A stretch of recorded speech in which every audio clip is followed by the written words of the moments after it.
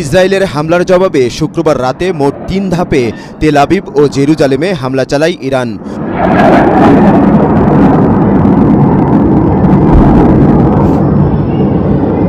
এর মধ্যে কয়েকটি মিসাইল সরাসরি ইসরায়েলের বাণিজ্যিক রাজধানী তেল আবিবে আঘাত হানে।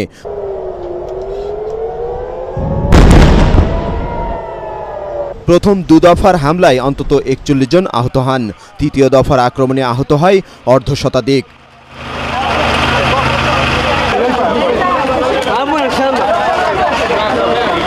ইরানের বিপ্লবী গার্ড সেনাদের বৃষ্টির মতো ছোড়া ক্ষেপণাস্ত্র ইসরায়েলের কেন্দ্রীয় শহর রিশন লেজিওনে এসে পড়ে।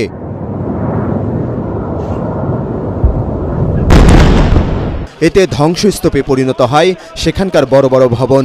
আটকে পড়ে বহু ইসরায়েলি। আতঙ্ক ছড়িয়ে পড়ে তেল আবিব জুড়ে।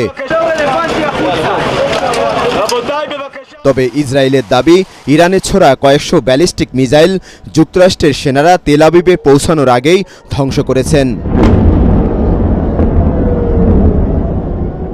ইসরায়েলে ইরানের রাতভর হামলার পর সকালে দেশটির রাজধানী তেহরানের মেহরাবাদ বিমানবন্দরে হামলা চালায় দখলদার ইসরায়েল। সেখানে কয়েকটি মিসাইল আঘাত আনে তারা। এই হামলার পরপরই বিমানবন্দরটিতে আগুন জ্বলতে থাকে। এদিকে ইরানের সর্বোচ্চ ধর্মীয় নেতা আয়াতুল্লাহ আলী খামেনি জানিয়েছেন, সম্মুখ যুদ্ধে ইসরায়েলকে মোকাবেলার জন্য প্রস্তুত ইরানের সামরিক বাহিনী। ইসরায়েলের প্রতি কোনো দয়া দেখানো হবে না বলেও সতর্ক করেন তিনি।